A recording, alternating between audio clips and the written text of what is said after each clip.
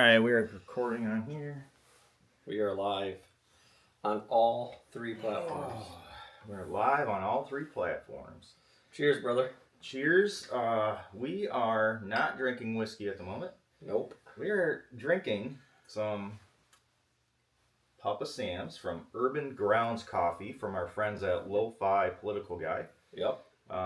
We're going to post a link on our video that it helps support them. Yeah, for sure. They get a little kickback from that. So definitely want to help support those guys. Yeah. Urban Coffee. Papa's. We got Papa Sam's. You guys see that one? It's very good coffee. See it's that local one? Michigan. Make sure you tag Lo-Fi Political Guy. He has been supporting us. Yep. Getting going. We've been on his podcast quite a few times now. A handful of times now, yeah. And we are learning as fathers how to adapt to different scenarios and technology. And that coffee is really good, actually. That's the first time I've had it. Don't forget, what hat are you wearing there, Chad? Oh, yeah. And don't forget to check out Cowboy. This is called the cowboy hat. But Cowboy Revolutions. Not a cowboy hat, but a cowboy hat. CowboyRevolutions.com, promo code Front Porch Dads. You get 15% off, and it gives us a little commission of sales to help us actually buy stuff that we can use. So, yeah. You guys got questions on TikTok or any other streams, just give us a shout, and we'll try to get to you. Yep. And I apologize for the viewers here. I'm looking at our monitor over here a little bit, so I'm going to go back and forth. Yeah, we got 3 cameras. 1, 2, 3. And so we do have a special drink after this. We always feature some kind of whiskey or some kind of drink. Yep. So I brought something that Chad has been wanting to try for quite some time now. Actually, that's all I hear out of his mouth lately. So without further ado, the big reveal. We got Chad some chicken cock whiskey. I love it. Yes, that is the actual name of this camera too. Whiskey. Chicken cock. Big shout out to Barn Talk Podcast. As a farmer myself, Yes. I listened to them, and they had their whiskey minute, and I texted Josh right after the episode. I said, I know what we're drinking on the next one. Yes, and that's all I've been hearing on this guy. He's like, I cannot wait to get some chicken cock in my mouth. And that refers to the rooster, by the way, not the... Correct. Not the, no. Okay. Yeah, just saying. Of course. What were you thinking? Oh my gosh. The first time I heard it on the podcast, Barn Talk, I was like, wait, what? And then the dad had mentioned something about... Or no, the son had mentioned that... it's not what you think it is. It's the rooster. They're talking about the rooster. Well, when we pour a glass in a little bit here, let's finish the coffee first. We'll try to get the sensation of chicken cock at the same time. So don't tell my wife. It's gonna be fantastic. So TikTok's been fun this past week or two.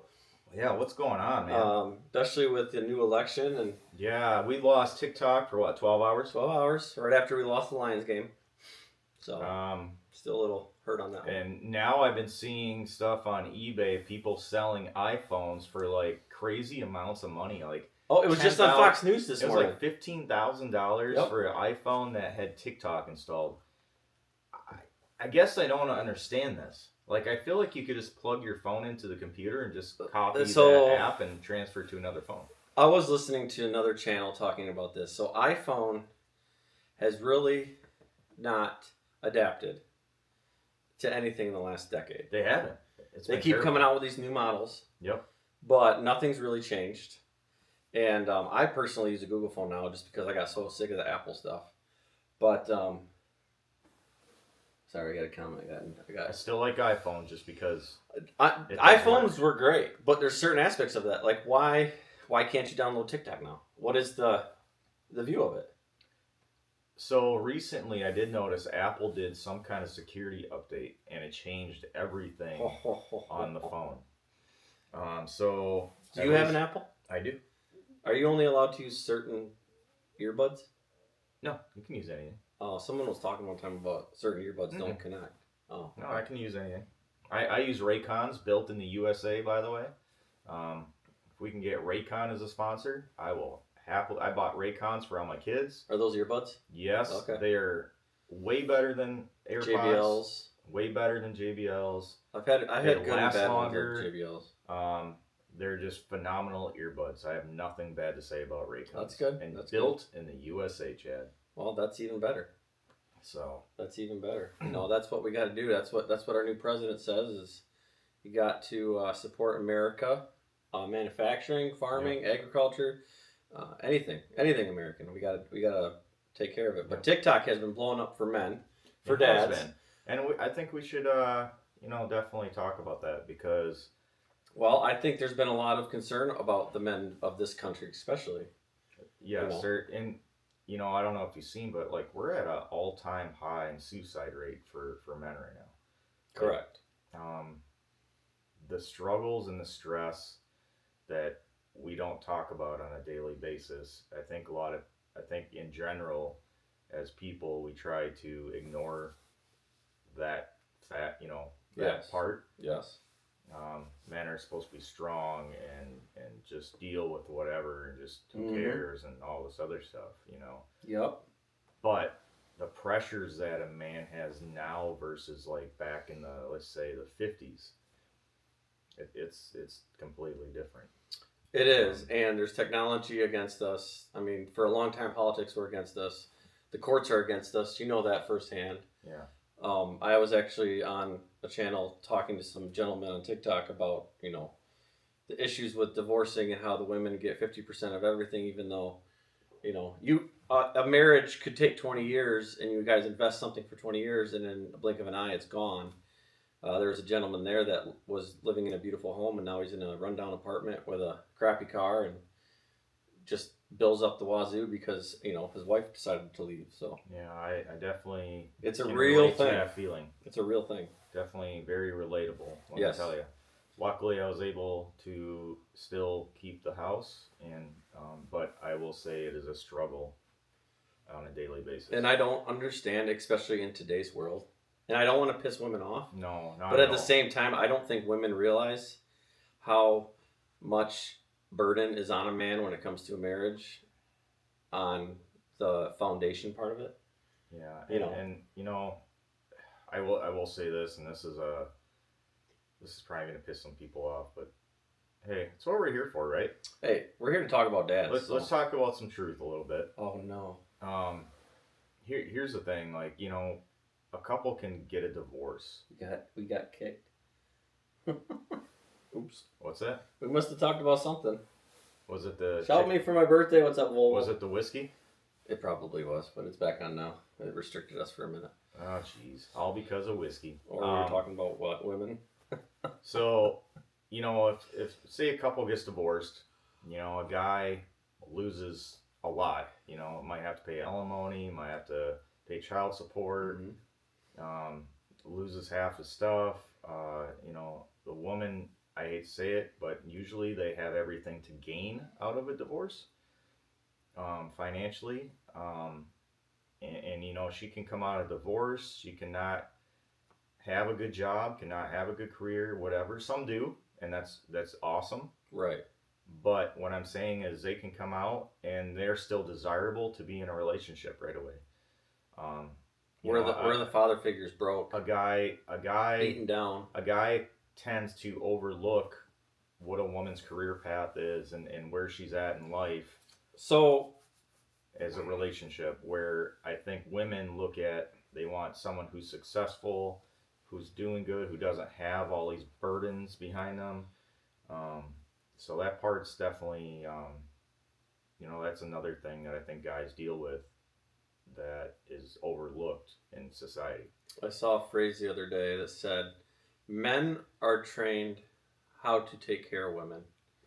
Women are trained to learn how to be taken care of by a man. But a woman is not trained to know how to take care of a man. If that makes sense. So a woman looks at a man and has an expectation. A man looks at a woman and says, how can I provide for you? Yeah. But in reality, it's a partnership, right? And you should be giving and taking. But for some reason... I feel like we're gonna get a lot of hate. I don't care, but this is what this podcast is for. I'm here for the men. I'm here to make the women understand men. I guess is the right thing. I think too often the expectations coming from a woman's side is that a man is there to provide, he's there to do whatever, and if things go south, it's his fault or whatever, and he needs to, suffer because of that. Correct. What they don't realize is you're not just punishing him for whatever acts or situation you guys are in. If you have kids involved, you're punishing your kids as well, and I don't think you understand how deep the hurt is in that situation for your children. I'm not saying all situations. I know there's some bad situations, whether it's abuse or whatever. I'm not saying, that should definitely not be tolerated, and you guys should get some kind of help on that. However, in most cases, I would say it's someone gets tired of the other person, or just wants a different life in general. And I'm sorry, that's a really selfish way of looking at things. You brought children into this world, you figure your shit out, and you move forward. And you have to compromise. Yeah, and you go back to the Bible. The Bible didn't say, hey, on your next marriage, do this. That's not how it works. Well, it's in the vows, right? Through the bad, through the good, through the bad sick, and through the good, through the healthy. And it doesn't define bad. No. It just says, through the worst times and the best of times. I took my, I can't speak for everybody. I know a lot of us, we took our vows very seriously.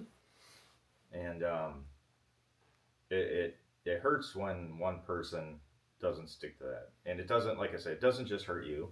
It hurts the entire family. There's other people involved. Right. Friends, and it affects family, the whole family. Yeah, friends, family, parents, everything. Right. It never comes out as good as it was. Grass isn't always greener either. The grass is usually never greener on the other side.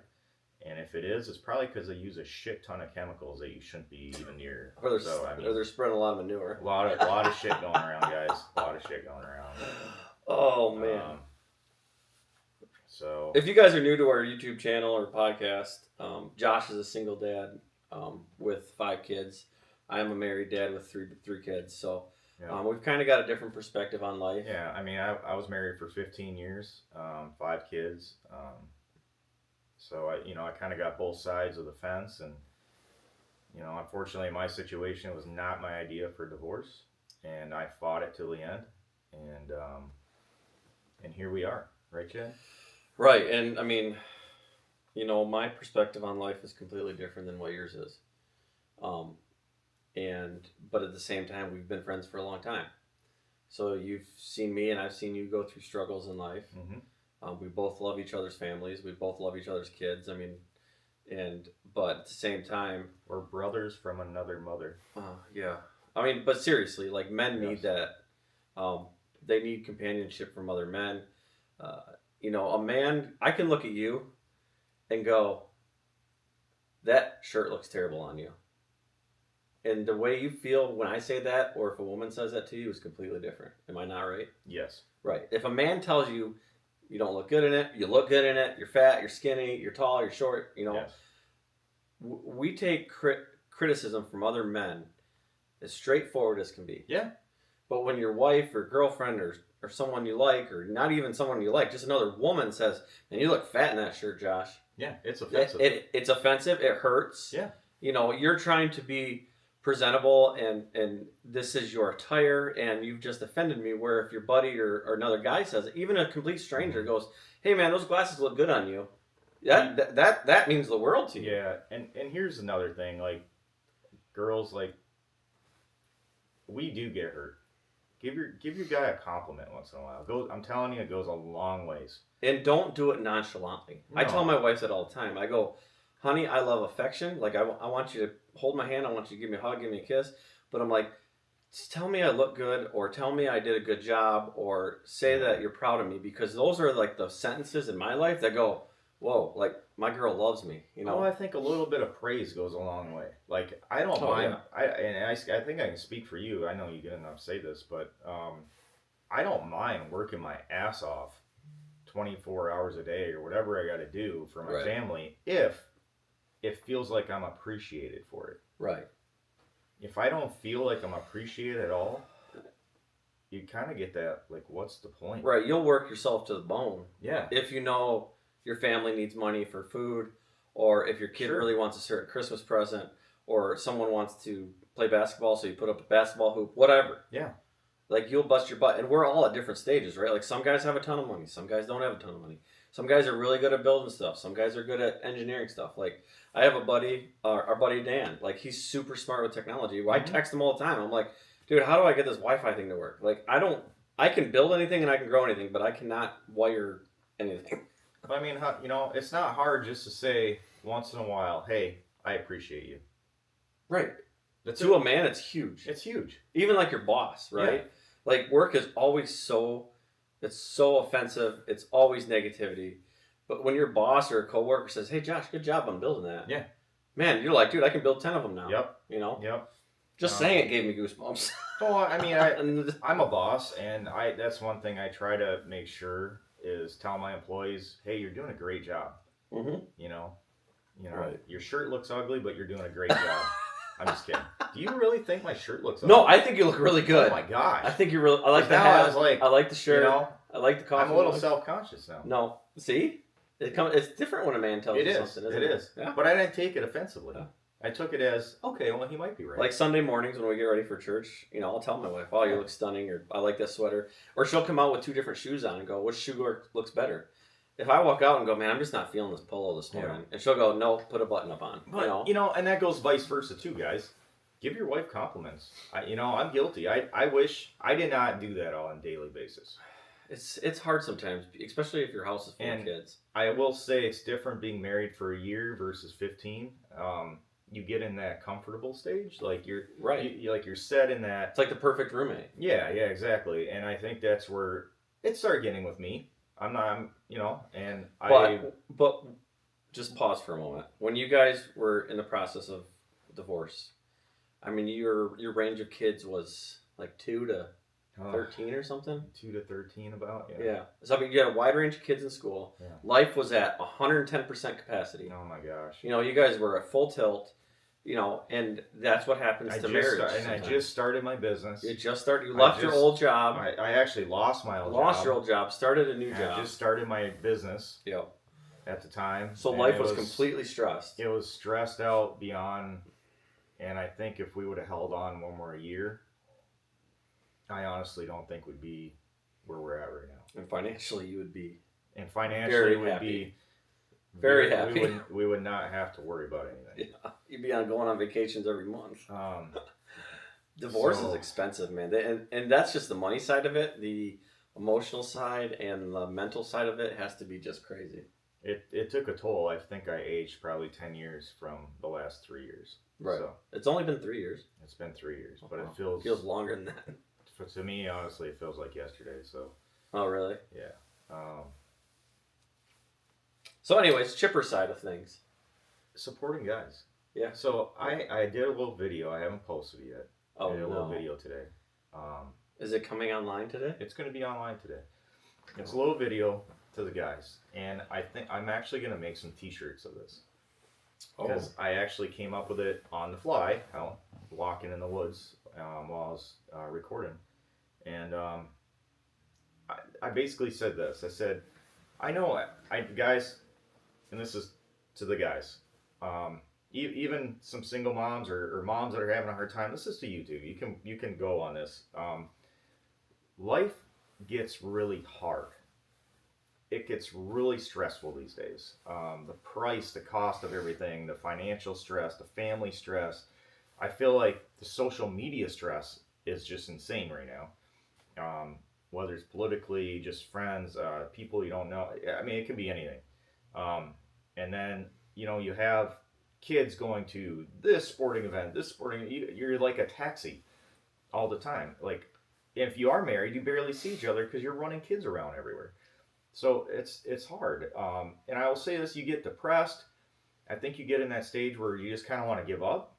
And I hope you guys don't feel that suicidal feeling. And if you do, please reach out to anybody.